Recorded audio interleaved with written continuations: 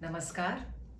आज जो मैं कहानी आपके लिए लेकर आई हूँ वो अभी जनवरी माह की पाखी में प्रकाशित हुई थी और कहानी का शीर्षक है हिरण्यगर्भा। हिरण्यगर्भ शब्द हमें सबसे पहले ऋग्वेद में मिलता है और सृष्टि की उत्पत्ति से जुड़ा हुआ है। इंडियन माइथोलॉजी या हमारी भारतीय विचारधारा के अनुसार हिरण्यगर्भ मतलब प्रदीप्त गर्भ, विशिष्ट गर्भ, सोने का गर्भ और उसको धारण करने वाली हिरण्यगर्भा। तो कहानी का शीर्षक है हिरण्यगर्भा। चलिए शुरुआत करते हैं कहानी की। मोबाइल की घंटी जैसे ही फिर से बजी तो राजीव ने उसे बंद करके कुर्सी पर फेंक दिया और फिर खिड़की से बाहर देखने लगा। आवाज से बेबी कॉट में लेटे बच्चे ने होठों को सिकोड़ा, थोड़ा कुनमुनाया, जरा सा मुस्कुराया और फिर निश्चिंत होकर गहरी नींद में सो गया। कमरे में एक बार फिर सन्नाटा पसर गया। सन्नाटा जैसे कोई भयानक सा जानवर हो जो अपना शरीर फैलाता ही जा रहा था। कमरे से फर्श, दीवारों, पलंग, सोफे से होते हुए अब उसने उन सबको भी जकड़ लिया। उसे हमेशा इस जानवर से डर लगता था। बचपन से लेकर आज तक वो उससे लड़ाई लड़ती रही है। अकेली होती तो जोर जोर से गाना ही गाने लगती, रसोई में बर्तनों की आवाजें करने लगती, तेज टीवी चलाकर किसी की उपस्थिति को दर्ज कर लेती और कुछ नहीं तो चप्पलों को ही घिसटती रहती। उसे आवाजें अच्छी लगती थीं। पत्तियों की खड़खड़ाहट, माँ की चूड़ियों की खनखनाहट, बादलों की गड़गड़ाहट, हवा की सनसनाहट, पापा की स्टडी से आती धीमी सी पन्ने पलटने की सरसराहट, चिड़ियों की चींची, बारिश की टिप टिप, गाड़ियों की पी पी, बड़ी से लेकर छोटी सभी आवाजें उसे पसंद थीं। उसे अच्छा लगता था जब वो सोए तो किसी की सांसों की आवाजें उसे सुनाई दे और जब उठे तो कदमों की आहट वो महसूस करे। आज भी सन्नाटे से उसका दम घुट रहा था। सामने मम्मी सोफे पर आंखें बंद किए बैठी थीं और पापा उंगलियों से अपना सिर दबा रहे थे। उसने चारों ओर नजर डाली। कमरे की सफेद चादर, सफेद दीवारें, सफेद पलंग और सफेद पर्दे जो दोपहर तक शुचिता का सा भाव दे रहे थे अब भयानक हो चले थे। अभी कुछ समय पहले तक अस्पताल के इस कमरे में कैसी रौनक थी, रौनक जो 9 महीनों से खत्म होने का नाम ही नहीं ले रही थी। राजीव तो पापा बनने की खुशी से बावले ही हुए जा रहे थे।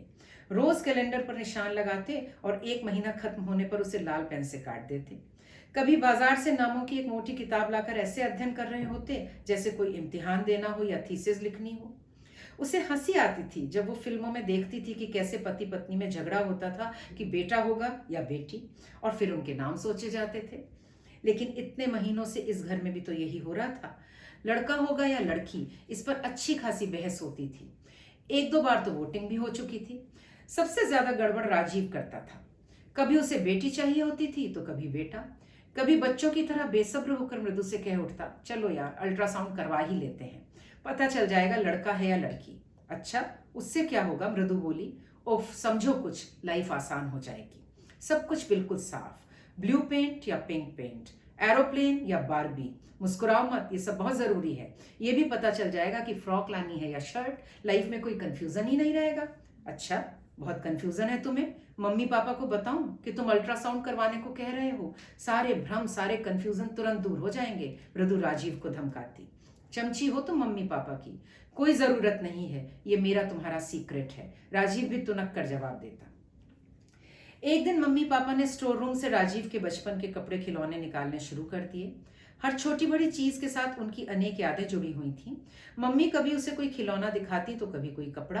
अरे देख मृदु, ये स्वेटर देख रही है नारा, राजीव की मौसी ने बुना था उसके लिए, लाल रंग उस पर खूब फबता था।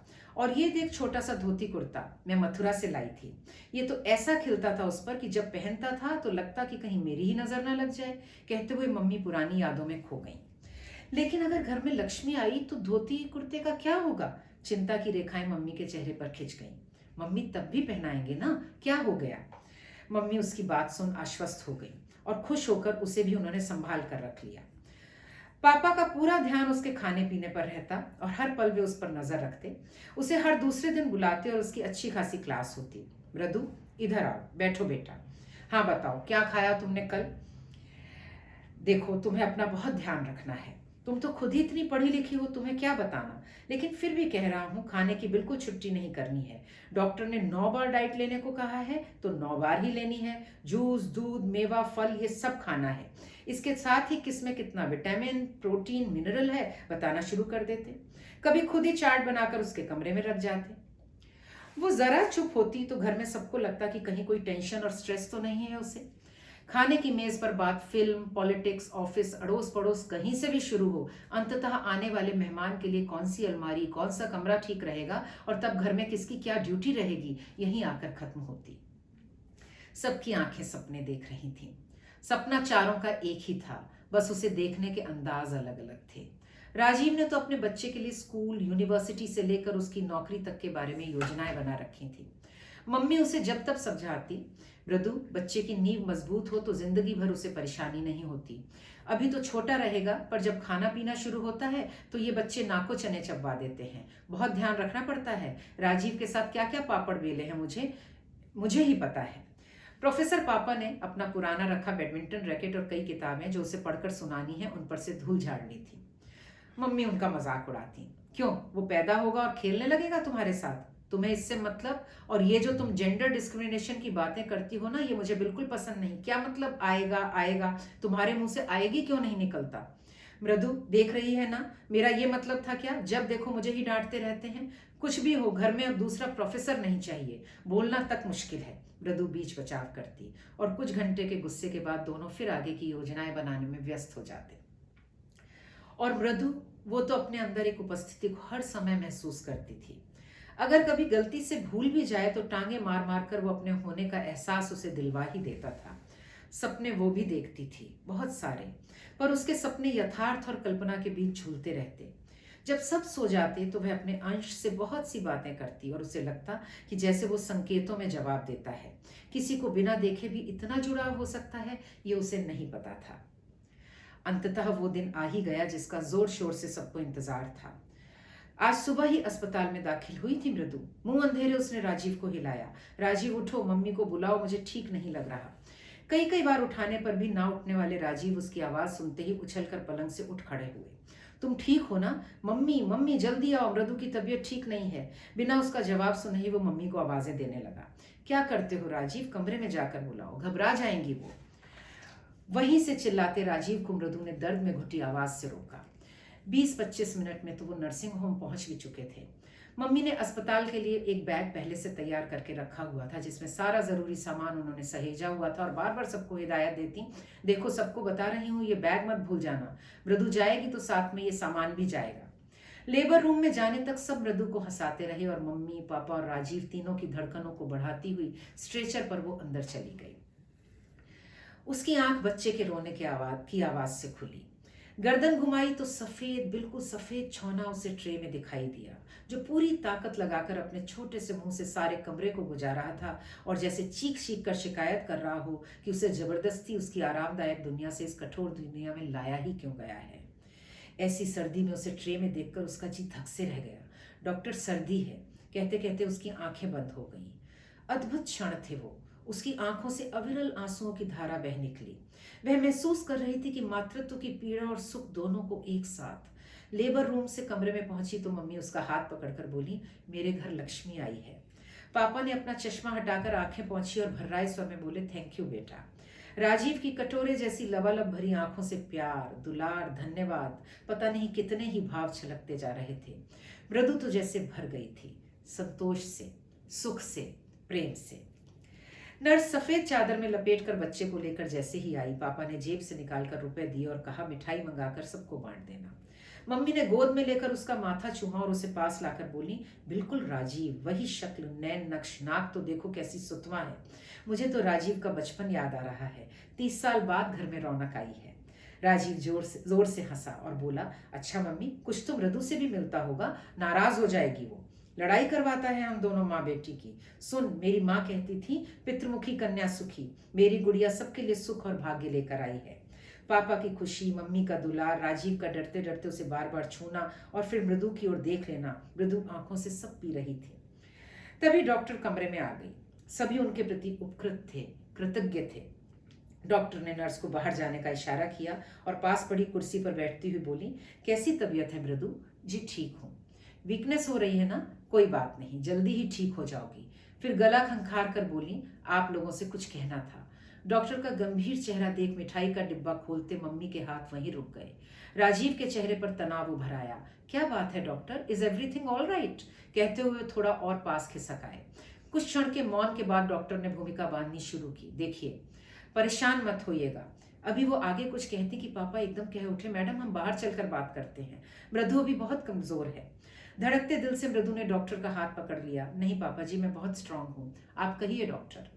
उसने प्रश्नवाचक आंखों से डॉक्टर की ओर देखा। डॉक्टर ने भूमिका बांधी। देखिए, कभी कभी कुछ चीजें हमारे बस में नहीं होती, कुछ जेनेटिक डिसऑर्डर हो जाते हैं। परेशान होने की कोई बात नहीं, साइंस बहुत तरक्की कर चुका है। सब आश्चर्य से डॉक्टर की ओर देख रहे थे। किसी को कुछ समझ नहीं आ रहा था, लेकिन एक अनचाही आशंका जोर पकड़ रही थी। पापा उद्विग्न से होते हुए बोले, क्या कोई परेशानी है? डॉक्टर ने समझाने की मुद्रा में बात को आगे बढ़ाया। हम मेल होते हैं, फीमेल होते हैं, मतलब पुरुष या स्त्री होते हैं, पर एक तीसरी कैटेगरी भी है, हर्मेफ्रोडाइट की, या कहें कि कुछ लोग इंटरसेक्स्ड होते हैं। डॉक्टर ने थोड़ा रुककर सबके चेहरों का जायजा लिया और फिर बोली, इसमें भी 3 तरह की कैटेगरी है। एमपीएच मतलब मेल स्यूडो हर्मेफ्रोडिटिज्म, फीमेल स्यूडो हर्मेफ्रोडिटिज्म यानी एफपीएच, और टीएच ट्रू हर्मेफ्रोडिटिज्म, बच्चा ट्रू हर्मेफ्रोडाइट है। ज्यादा टेक्निकल बातों में ना पड़ते हुए यही कहूंगी कि कभी कभी बच्चा ओवरी और टेस्टिकल्स के साथ पैदा हो जाता है। इंटरसेक्स्ड होते हैं, उसमें दोनों ही चीजें। डॉक्टर कुछ ठहरी, अपनी बात पूरी कर पाती कि राजीव अपना धैर्य खोते हुए आवेश में बोला, डॉक्टर सीधे शब्दों में बताएं बात क्या है। डॉक्टर कुछ क्षण रुककर बोली, देखिए, मेल फीमेल के अलावा एक तीसरा सेक्स है, जो ना आदमी है ना औरत, बल्कि उसमें दोनों के गुण पाए जाते हैं। कुछ केसेस में हम तुरंत ऑपरेशन कर देते हैं। डॉक्टर ने गला साफ किया और सबके चेहरों को पढ़ती हुई बोली, लेकिन यहाँ कुछ कॉम्प्लिकेशंस हैं, तो अभी तो हम कुछ नहीं कर सकते। थोड़ा बड़े होने पर बच्चे को यूएसए वगैरह कहीं बाहर दिखाया जा सकता है, तब तक आप लोग।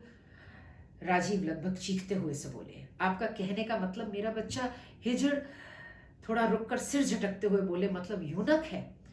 बड़ी अजीब बात है कि अपनी भाषा में जो शब्द भयानक और घिनौने लगते हैं और नग्नता का सा एहसास देते हैं, वही विदेशी भाषा उन्हें शिष्टता का आवरण दे देती है। डॉक्टर ने राजीव का हाथ पकड़ लिया। क्या कह रहे हैं आप मिस्टर राजीव? इस तरह के शब्द मुंह से ना निकालें, ट्रांसजेंडर कह सकते हैं। देखिए, हमारे लिए भी कोई आसान चीज नहीं होती। फिर आप ये क्यों नहीं समझते कि अभी डॉक्टर की बात पूरी भी नहीं हो पाई थी कि राजीव हाथ झटकते हुए बोले, एक ही बात है।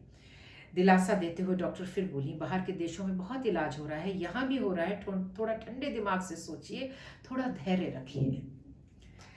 कहानी थोड़ी लंबी है, इसलिए आज इस वीडियो को हम यहीं ख़त्म करते हैं और बहुत जल्दी इसका आगे का भाग लेकर मैं आपके सामने फिर हाजिर होंगी। और आपकी प्रतिक्रियाओं का मुझे बेसब्री से हमेशा इंतज़ार रहता है। पिछली कहानी के लिए जितनी खूबसूरत और अच्छी प्रतिक्रियाएं मुझे मिली, उससे आगे बढ़ने का भी बहुत मौका मिलता है, बहुत कुछ करने की इच्छा होती है। तो हम बहुत जल्दी से फिर मिलते हैं। धन्यवाद।